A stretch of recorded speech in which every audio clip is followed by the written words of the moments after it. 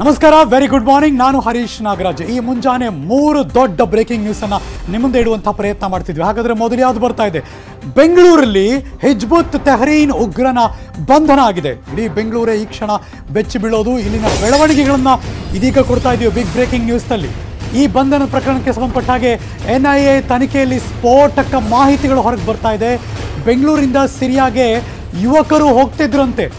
ಯಾರವರು, ಹೇಗೆ ಹೋಗ್ತಿದ್ರು, ಯಾತಕ್ಕೋಸ್ಕರ ಹೋಗ್ತಿದ್ರು, ಇದೀಗ ಬರ್ತಾ ಇದೆ ನೋಡಿ ಬಿಗ್ ಬ್ರೇಕಿಂಗ್ ನ್ಯೂಸ್.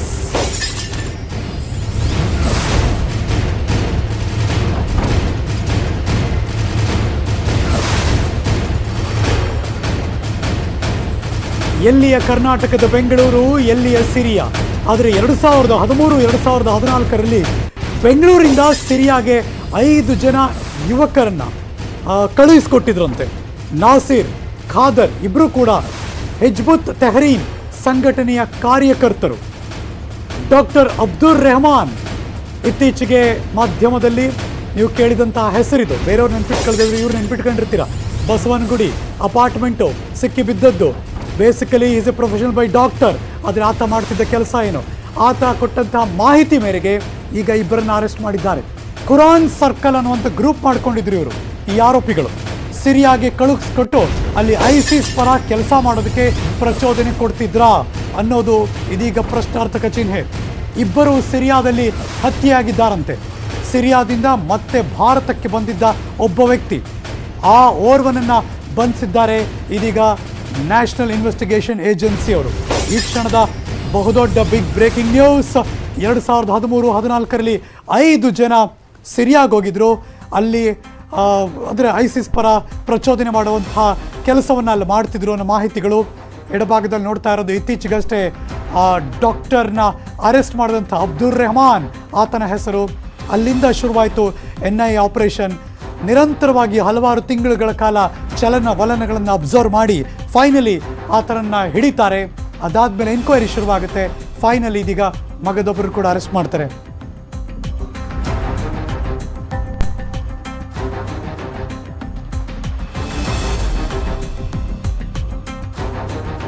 ಮತ್ತಷ್ಟು ಮಾಹಿತಿಯನ್ನು ಕೊಡೋದಕ್ಕೆ ನನ್ನ ಸಹೋದ್ಯೋಗಿ ಕ್ರೈಮ್ ಬ್ಯೂರೋಯಿಂದ ಮಂಜುನಾಥ್ CCB ಕಚೇರಿಯಿಂದ ನೇರ ಸಂಪರ್ಕದಲ್ಲಿ ಜಾಯಿನ್ ಆಗ್ತಿದ್ದಾರೆ. Good morning Manjunath. ಬೆಳಗ್ಗೆ ಬೆಂಗಳೂರು ಎಲ್ಲ ಕಡೆ ತುಂಬ ಕೊರೆಯುವ ಚಳಿ, ಆದರೆ ಈ ಸುದ್ದಿ ಮಾತ್ರ ತುಂಬ ಬಿಸಿ ಆಗಿದೆ. ಏನು ನಡೀತಿದೆ? ಸ್ಫೋಟಕ ಮಾಹಿತಿಗಳೇನು ಹೊರಗೆ ಬರ್ತಾ ಇದೆ?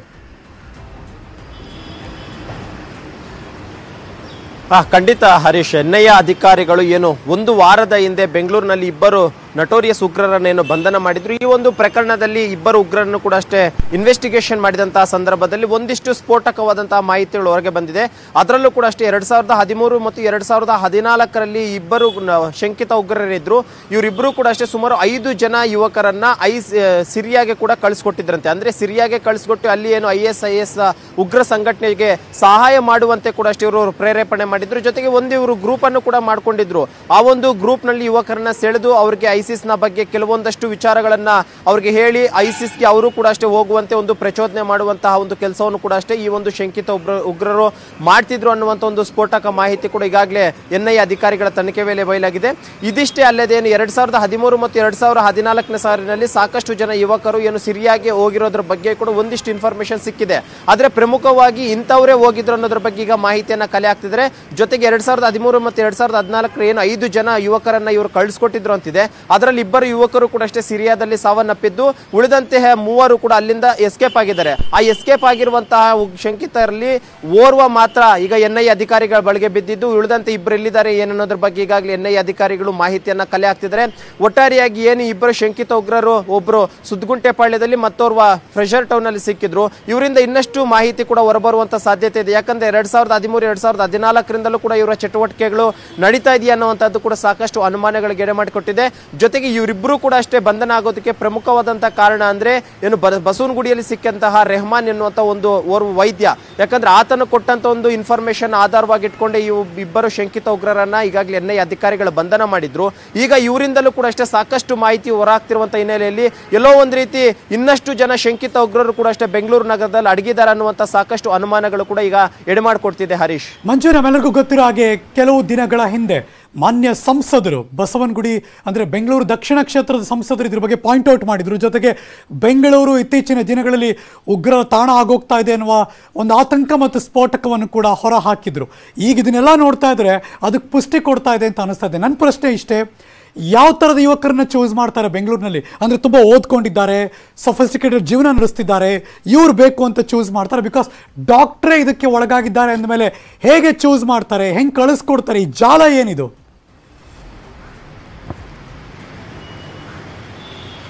ಖಂಡಿತ ಹರೀಶ್, ಏನಂದ್ರೆ ಇವರೆಲ್ಲರೂ ಕೂಡ ಅಷ್ಟೇ ಒಂದು ಸರ್ಕಲ್ ಆಗಿರ್ತಾರೆ. ಅಂದ್ರೆ ಒಬ್ಬರ ಸಂಪರ್ಕ ಒಬ್ಬರಿಗೆ ಏನು ಎದುರು ಬದರಾಗಿರಲ್ಲ, ಕೇವಲ ಇವ್ರದೇ ಆದಂತ ಒಂದು ಪ್ಲಾನಿಂಗ್ ಅನ್ನು ಕೂಡ ಅಷ್ಟೇ ಇವರು ರೂಪಿಸ್ತಾ ಇರ್ತಾರೆ.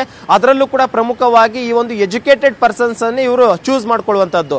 ಜೊತೆಗೆ ಈಗ NIA ಅಧಿಕಾರಿಗಳ ಪ್ರಶ್ನೆ ಇರುವಂತದ್ದು ಕೂಡ ಅಷ್ಟೇ, ಎಲ್ಲೋ ಒಂದು ರೀತಿ 2013 ಮತ್ತು 2014 ಸಾಲಿನಿಂದಲೂ ಕೂಡ ಇದೇ ರೀತಿಯಂತ ಚಟುವಟಿಕೆ ಮಾಡ್ತಾ ಇದ್ದಂತಹ ವೇಳೆಯಲ್ಲಿ ಎಲ್ಲೋ ಒಂದು ಸಾಕಷ್ಟು ಜನ ಯುವಕರನ್ನು ಕೂಡ ಇವರು ಸಿರಿಯಾಗಿ ಕಳಿಸ್ಕೊಟ್ಟಿರುವಂತಹ ಸಾಧ್ಯತೆಗಳಿರುತ್ತೆ ಅನ್ನುವಂಥದ್ದು ಕೂಡ ಅವರ ಅನುಮಾನ ಆಗಿದೆ.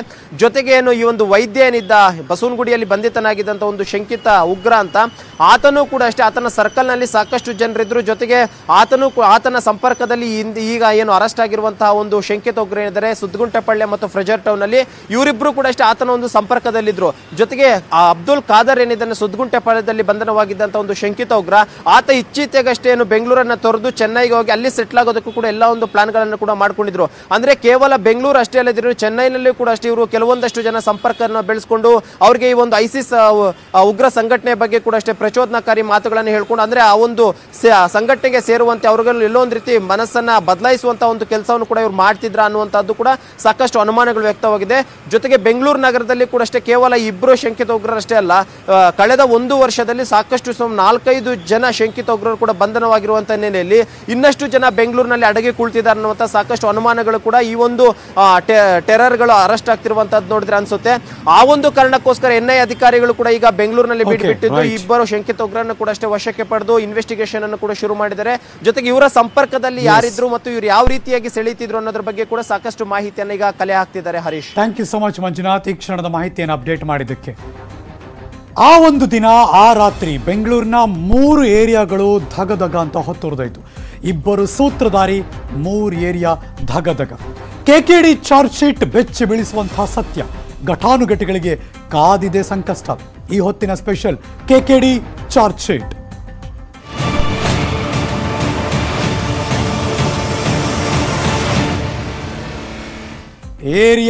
ಏರಿಯಾಗೆ ದೊಡ್ಡ ಮಟ್ಟದ ಗಲಭೆ ನಡೆದೋಯ್ತು. ನೋಡ್ತಿದ್ದಾಗೆ ಮನೆ ಹೊತ್ತುರಿದೋಯ್ತು. ಪೊಲೀಸ್ ಸ್ಟೇಷನ್ ಎಲ್ಲವೂ ಕೂಡ ಬೆಂಕಿಗಾಹುತಿ ಆಗೋಯ್ತು. ಅದು ಬೆಂಗಳೂರಿನ 3 ಏರಿಯಾಗಳಲ್ಲಿ. ಬೆಂಗಳೂರು ಬೆಂಕಿ ಹಿಂಸಾಚಾರ ಪ್ರಕರಣ ಇದೀಗ ಬರ್ತಿರುವಂತಹ ಬ್ರೇಕಿಂಗ್ ನ್ಯೂಸ್ ನೋಡಿ. CCB ಪೊಲೀಸರಿಂದ ಇದೀಗ ಚಾರ್ಜ್ ಶೀಟ್ ಸಲ್ಲಿಕೆ ಆಗಿದೆ. ಈ ಚಾರ್ಜ್ ಶೀಟ್ ನಲ್ಲಿದೆ ಗಲಭೆಯ ಅಸಲಿ ಕಾರಣ. ಹಾಗಿದ್ರೆ ಗಲಭೆ ಮಾಡಿಸಿದವರು ಯಾರು, ಅಸಲಿ ಕಾರಣ ಏನು? ಇದೀಗ ಬರ್ತಾ ಇದೆ ಬ್ರೇಕಿಂಗ್ ನ್ಯೂಸ್.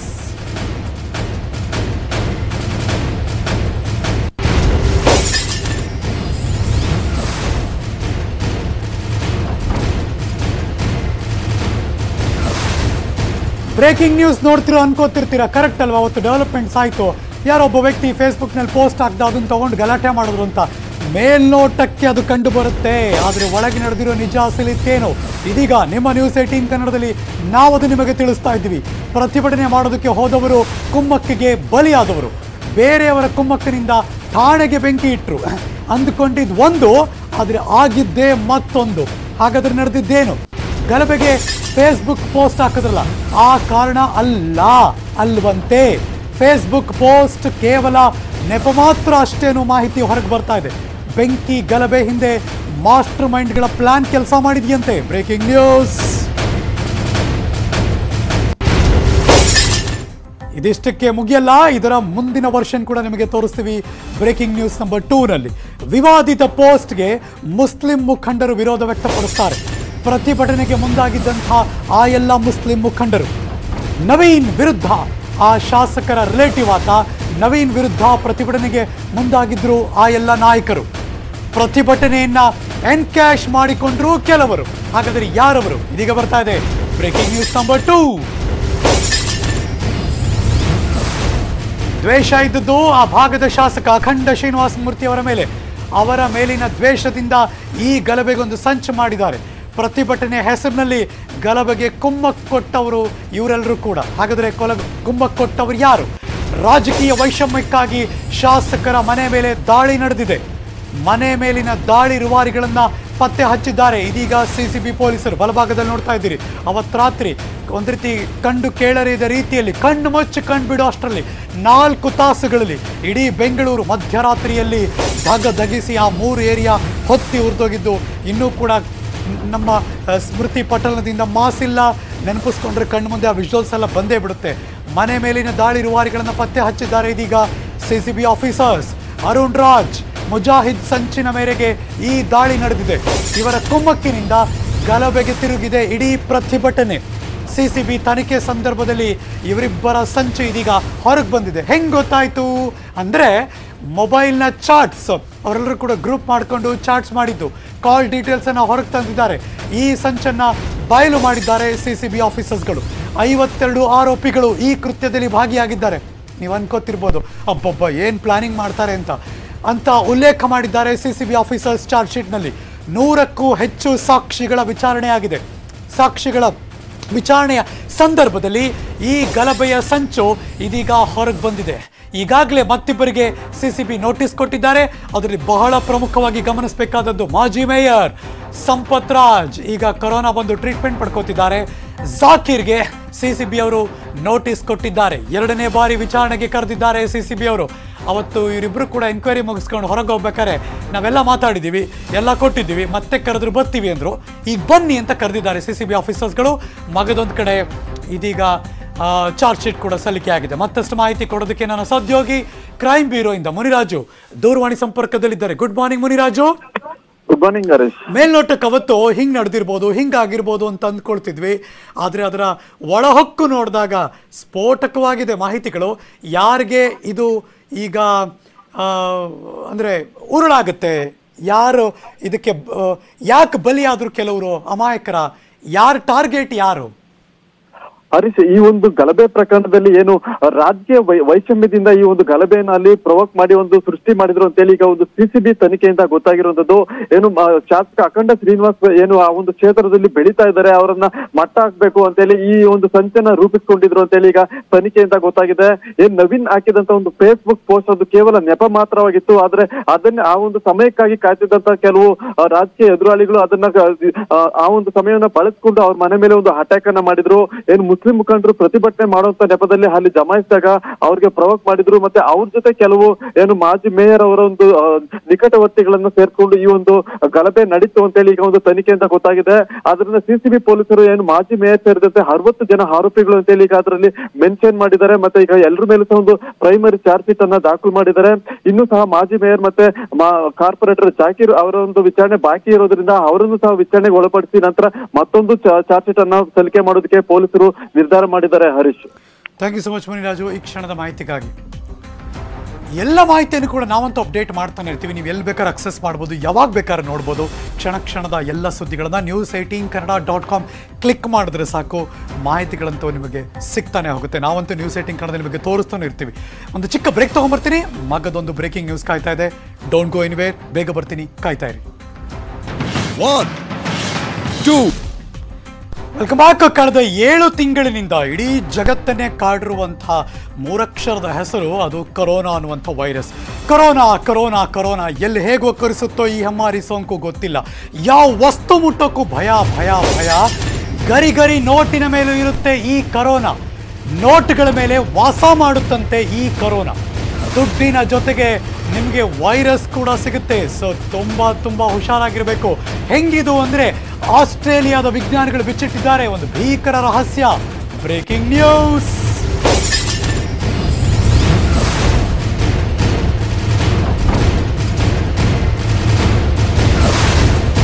ಏನನ್ನು ಸುಮ್ಮನೆ ಮುಟ್ಟಬೇಡಿ. ಏನು ಮುಟ್ಟಿದ್ರು ಕೂಡ ಸ್ಯಾನಿಟೈಸರ್ ಯೂಸ್ ಮಾಡಿ, ಇಲ್ಲ ಸೋಪಿಂದ ಕೈ ತೊಳಿರಿ. ಎಲ್ಲೂ ಯಾವುದನ್ನು ಕೂಡ ಮುಟ್ಟಬಾರ್ದು, ವೈರಸ್ ಇರುತ್ತೆ. ಇಂತೆಲ್ಲ ಮಾತಾಡ್ತಿದ್ದೀವಿ ನಾವು. ಆಸ್ಟ್ರೇಲಿಯಾದಿಂದ ಬರ್ತಿರುವಂತಹ ಬ್ರೇಕಿಂಗ್ ನ್ಯೂಸ್ ಏನಪ್ಪಾ ಅಂದರೆ, ಅಲ್ಲಿಯ ವಿಜ್ಞಾನಿಗಳು ಬಿಚ್ಚಿಟ್ಟಿದ್ದಾರೆ ಒಂದು ಭೀಕರ ರಹಸ್ಯವನ್ನ.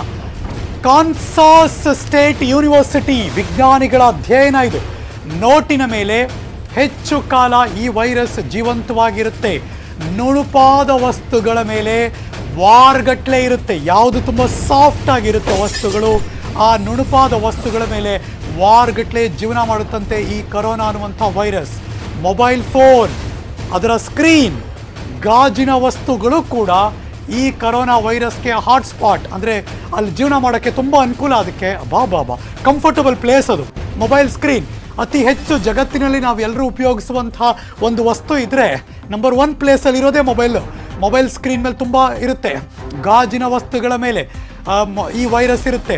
ನಾವು ಟ್ರಾನ್ಸಾಕ್ಷನ್ ಮಾಡಬೇಕಾದ್ರೆ ನೋಟ್ಗಳನ್ನು ಉಪಯೋಗಿಸ್ತೀವಿ, ಕರೆನ್ಸಿ. ಆ ಕರೆನ್ಸಿ ಮೇಲೆ ಈ ಕರೋನಾ ಅನ್ನುವಂಥ ವೈರಸ್ 28 ದಿನಗಳ ಕಾಲ, ಅಂದರೆ 1 ತಿಂಗಳು ಜೀವನ ಮಾಡುತ್ತೆ.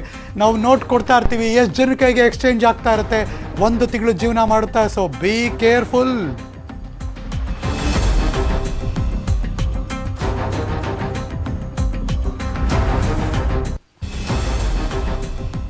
ಇದ್ರ ಬಗ್ಗೆ ಎಕ್ಸ್ಪರ್ಟ್ಗಳ ಮಾಹಿತಿಯನ್ನು ಕಲೆ ಹಾಕಬೇಕು ಅಂತ ನಾವು ಕೆ.ಸಿ. ರಘು ಅವ್ರನ್ನ ಮಾತಾಡ್ಸಿದ್ವಿ. So KC. ರಘು ಅವರು ಇದ್ರ ಬಗ್ಗೆ ಕೂಡ ಕಮೆಂಟ್ ಮಾಡಿದ್ರು. ಅವ್ರು ಏನು ಹೇಳಿದ್ರು ಬನ್ನಿ ನೋಡೋಣ. ಕರೆನ್ಸಿ ಮೇಲೆ ಇದೆ ಅಂತಕ್ಕಂಥದ್ದು, ಅದು currency exchange, virus exchange, COVID-19 double C ಆಗ್ಬೋದು. ಕರೆನ್ಸಿ ಆ್ಯಂಡ್ ಕೋವಿಡ್-19 ಕೊರೋನಾ ಆಗ್ಬೋದು.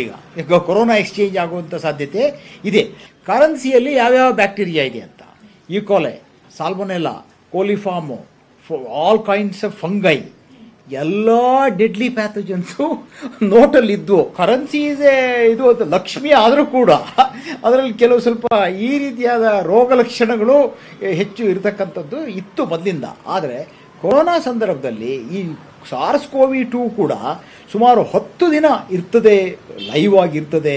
ವಯಬಲ್ ಅಂತ ಹೇಳುವಂಥದ್ದು ವೈರಸ್ ಇದೆ ಅಂತ ಹೇಳೋದಕ್ಕಿಂತ ವಯಬಲ್ ವೈರಸ್ ಅದು ಇನ್ಫೆಕ್ಟಿವ್ ಏಜೆಂಟ್ ಆಗಿ ಇನ್ಫೆಕ್ಟಿವಿಟಿಯನ್ನು, ಸೋಂಕನ್ನು ಹರಡುವ ಶಕ್ತಿಯನ್ನು ಉಳಿಸಿಕೊಂಡು 10 ದಿನ ಕರೆನ್ಸಿ ನೋಟಿನಲ್ಲಿ ಇರ್ತದೆ ಅಂತಕ್ಕಂಥದ್ದು ಬಹಳ ನಮಗೆ ಅದ್ರ ಬಗ್ಗೆ. ಅದನ್ನು ಯಾಕೆ ಅದು ಆಸ್ಟ್ರೇಲಿಯಾದ ಭಾಳ ದೊಡ್ಡ ಮಟ್ಟದ ಸ್ಟಡಿ ಮಾಡಿದ್ದಾರೆ. ಈ ನೋಟ್ ಎಕ್ಸ್ಚೇಂಜು ಅದು ಹಳ್ಳಿಯಲ್ಲಿ ಹೆಚ್ಚು ನೋಟ್ ಎಕ್ಸ್ಚೇಂಜ್ ಮಾಡ್ತಾರೆ. ನಗರದಿಂದ ಹಳ್ಳಿಗೆ ಡಿಸ್ಟ್ರಿಬ್ಯೂಟ್ ಆಗ್ತಾ ಹೋಗ್ತಾ ಈ ನೋಟುಗಳ ಮೂಲಕ ಕೊರೋನಾ ಕೂಡ ಡಿಸ್ಟ್ರಿಬ್ಯೂಟ್ ಆಗ್ತಕ್ಕಂಥ ಒಂದು ಸಾಧ್ಯತೆ, ಇದೇ ರೂಟು ಅಂತ ಹೇಳುವಂಥದ್ದಲ್ಲ, ಒಂದು ಸಾಧ್ಯತೆ ಅಂತೂ ಪಕ್ಕ ಇದೆ ಅಂತ ಹೇಳಿ. ಅಟ್ಲೀಸ್ಟ್ ನಾವು ನೋಟ್ ಮುಟ್ಟಿದ ಮೇಲೆ ಅಥವಾ ಮುಟ್ಟಕ್ಕಿಂತ ಮೊದಲು ಒಂದ್ಸಾರಿ ಆಲ್ಕೋಹಾಲ್ ಸ್ಪ್ರೇ ಮಾಡಿ ಮುಟ್ಟೋದು ಒಳ್ಳೆಯದು. ಕರೆನ್ಸಿ ಮೇಲೆ ಇದೆ ಅಂತಕ್ಕಂಥದ್ದು, ಅದು currency exchange, virus exchange, COVID-19 double C ಆಗ್ಬೋದು. ಕರೆನ್ಸಿ ಆ್ಯಂಡ್ ಕೋವಿಡ್-19 ಇನ್ನು ಪೊಲಿಟಿಕಲ್ ಸುದ್ದಿಯಲ್ಲಂತೂ ಬೈ ಎಲೆಕ್ಷನ್ಗಿಂತ ದೊಡ್ಡ ಕುತೂಹಲ ಈ ಕ್ಷಣ ನಡೀತಿರೋದು ಅಂದರೆ ಶ್ರೀರಾಮುಲು ಅವರ ಡಿಸಿಷನ್ ಏನಾಗುತ್ತೆ. ಖಾತೆ ಚೇಂಜ್ ಆಯಿತು, ಶ್ರೀರಾಮುಲು ಚೇಂಜ್ ಆಗ್ತಾರಾ ಅನ್ನೋದೊಂದು ದೊಡ್ಡ ಕ್ವಶನ್. ಮಗದೊಂದು ಬ್ರೇಕಿಂಗ್ ನ್ಯೂಸ್ ತರ್ತೀನಿ, ಅದಕ್ಕೂ ಮುಂಚೆ ಒಂದು ಬ್ರೇಕ್ ತೊಗೋತೀನಿ. ಬ್ರೇಕ್ಗೂ ಮುಂಚೆ ಈ ಎಲ್ಲ ಮಾಹಿತಿಗಳನ್ನು ಕೂಡ ಅಪ್ಡೇಟ್ ಮಾಡ್ತಾನೆ ಇರ್ತೀವಿ. news18kannada.com ಕ್ಲಿಕ್ ಮಾಡಿ ಮಾಹಿತಿಗಳನ್ನು ನೀವಂತೂ ಪಡ್ಕೋತಾನೆ ಹೋಗಿ. ಆ ಬ್ರೇಕಿಂಗ್ ನ್ಯೂಸ್ ತೊಗೊಂಡು ಬರ್ತೀನಿ. Just weight and watch. Exclusive breaking news ಬರ್ತಾ ಇದೆ ಒಂದು ಚಿಕ್ಕ ಬ್ರೇಕ್ ಆದಮೇಲೆ. 1, 2.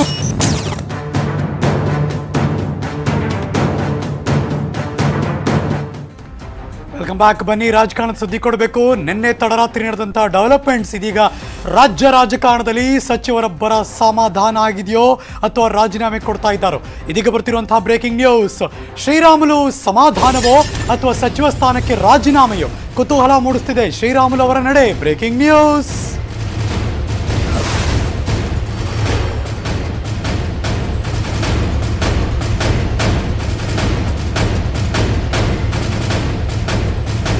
ಇದುವರೆಗೂ ಆರೋಗ್ಯ ಇಲಾಖೆ ಇತ್ತು, ನಿನ್ನೆಯಿಂದ ಸಮಾಜ ಕಲ್ಯಾಣ ಇಲಾಖೆ ಬಂತು.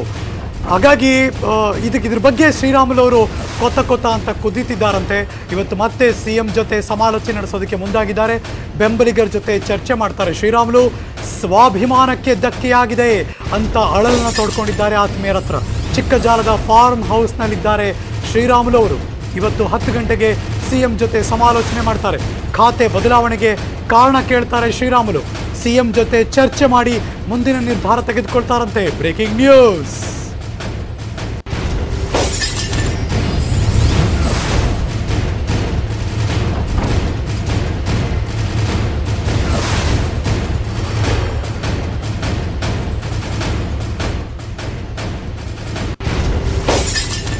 ಮತ್ತಷ್ಟು ಮಾಹಿತಿಯನ್ನು ಕೊಡೋದಕ್ಕೆ ನನ್ನ ಸಹೋದ್ಯೋಗಿ ಪೊಲಿಟಿಕಲ್ ಬ್ಯೂರೋ ಇಂದ ಶ್ರೀನಿವಾಸ್ ಹಳಕಟ್ಟಿ ದೂರವಾಣಿ ಸಂಪರ್ಕದಲ್ಲಿದ್ದಾರೆ. Good morning Srinivas. ಶ್ರೀನಿವಾಸ್, ನನ್ನ ಧ್ವನಿ ಕೇಳಿಸ್ತಾ ಇದೆಯಾ? Good morning Harish. ಓಕೆ, ಈ ತರದ ಬೆಳವಣಿಗೆ ಆದಾಗ ಇಮಿಡಿಯೇಟ್ ಆಗಿ ಮುಖ್ಯಮಂತ್ರಿಗಳಿಗೆ ಎಲ್ಲೋ ಮಿಸ್ ಹೊಡಿತಿದೆ ಅನ್ಸಿದ್ರೆ ಕರೆದು ಮಾತಾಡಬೇಕು.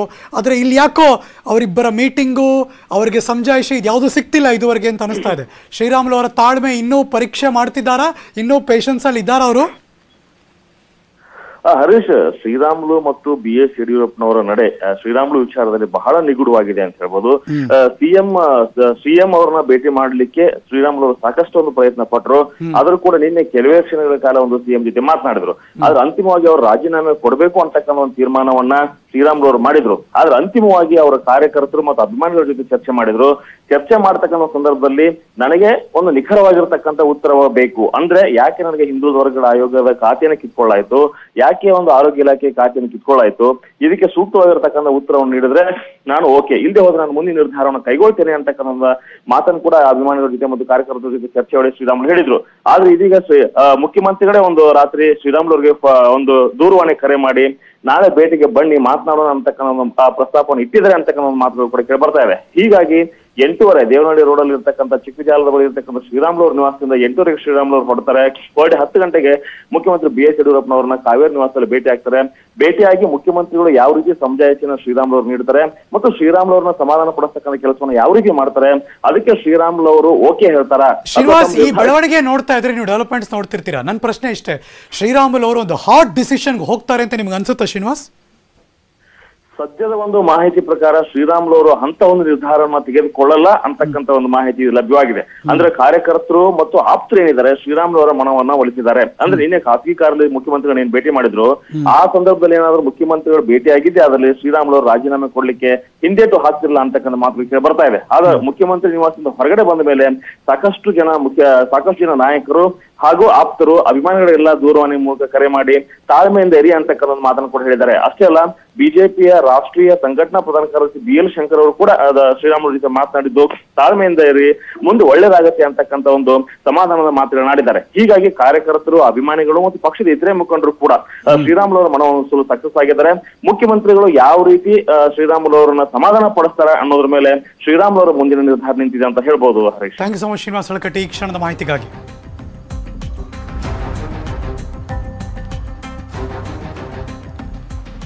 ಮಸ್ಕಿ ಜಲಾಶಯಕ್ಕೆ ಮತ್ತೆ ಹೆಚ್ಚುತ್ತಾ ಇದೆ ಒಳಹರಿವು. ಮಸ್ಕಿ ಹಳ್ಳದಲ್ಲಿ ಮತ್ತೆ ಹೆಚ್ಚುತ್ತಾ ಇದೆ ಪ್ರವಾಹದ ಭೀತಿ. ರಾಯಚೂರು ಜಿಲ್ಲೆಯಿಂದ ಬರ್ತಿರುವಂತಹ ಬ್ರೇಕಿಂಗ್ ನ್ಯೂಸ್.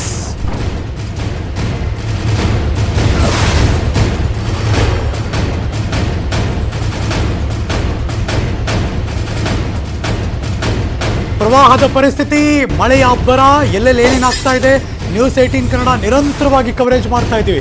ಚನ್ನಬಸಪ್ಪನ ಹೆಸರನ್ನ ನೀವು 2 ದಿವಸದಿಂದ ಕೇಳಿಸ್ಕೊತಾನೆ ಇರ್ತೀರಿ ನ್ಯೂಸ್ 18 ಕನ್ನಡದಲ್ಲಿ. ಆ ವ್ಯಕ್ತಿ ಕೊಚ್ಚಿ ಹೋಗಿದ್ದ, ಶೋಧ ಕಾರ್ಯ ಕಂಟಿನ್ಯೂಸ್ ಆಗಿ ನಡೀತಿತ್ತು. ಆದರೆ ಇದೀಗ ಮಸ್ಕಿ ಜಲಾಶಯದಿಂದ ಒಳಹರಿವು ಹೆಚ್ಚಾಗ್ತಾ ಇದೆ. ಸೊ ಹಾಗಾಗಿ ಶೋಧ ಕಾರ್ಯ ಕೂಡ ಚನ್ನಬಸಪ್ಪ ಅವ್ರನ್ನ ಹುಡ್ಕೋಕ್ಕಾಗ್ತಿಲ್ಲ. 2 ದಿನಗಳ ಹಿಂದೆ ಕೊಚ್ಚೋದಂಥ ವ್ಯಕ್ತಿ ಕುಟುಂಬಸ್ಥರ ಆಕ್ರಂದನ ಮುಗಿಲು ಮುಟ್ಟಿದೆ. ಅಗ್ನಿಶಾಮಕ ಸಿಬ್ಬಂದಿಗಳು ಎಲ್ಲರೂ ಕೂಡ ಹುಡುಕ್ತಿದ್ದಾರೆ, ಎಕ್ಸ್ಪರ್ಟ್ಗಳೆಲ್ಲ. ಬಟ್ ಆ ಥರ ಅವ್ರು ಇನ್ನೂ ಸಿಕ್ಕಿಲ್ಲ. ಮಗದೊಂದು ಕಡೆ ರಾಯಚೂರು ಜಿಲ್ಲೆಯ ಮಸ್ಕಿ ಜಲಾಶಯ ಹೆಂಗೆ ಹೋಗ್ತಾ ಇದೆ ನೋಡಿ ನೀರು. ಇಂತಹ ಪ್ರವಾಹದ ಪರಿಸ್ಥಿತಿ, ಹಾಗಾಗಿ ಆ ಭಾಗದ ಮಂದಿ ತುಂಬ ಹುಷಾರಾಗಿರಬೇಕು.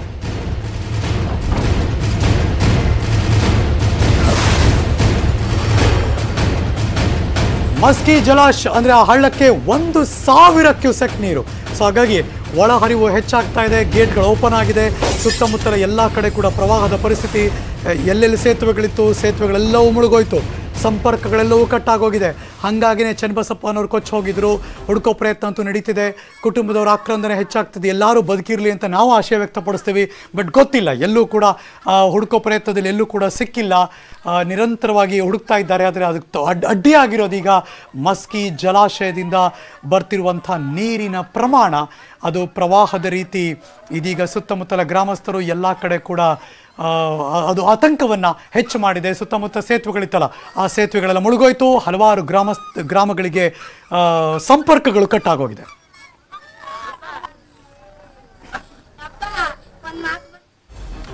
ಇಲ್ಲಿಗೆ 8 ಗಂಟೆಯ ಈ 3 ಬಿಗ್ ಬ್ರೇಕಿಂಗ್ ನ್ಯೂಸ್ ಮುಗಿಸಿ ನಾನು ಹೋಗಿ ಬರ್ತೀನಿ. ಮತ್ತೆ ಸಿಗ್ತೀನಿ ಮುಂದಿನ ಸುದ್ದಿಗಳಲ್ಲಿ. ಆದರೆ ಪಕ್ಕಾ ಸುದ್ದಿಗೆ ನೀವು ಯಾವಾಗಲೂ ನೋಡ್ತಾ ಇರಿ ನ್ಯೂಸ್ 18 ಕನ್ನಡ. ಜಾಲ ನಮ್ಮದು, ಬಲ ನಿಮ್ಮದು. ಈ ವಾರ್ತೆ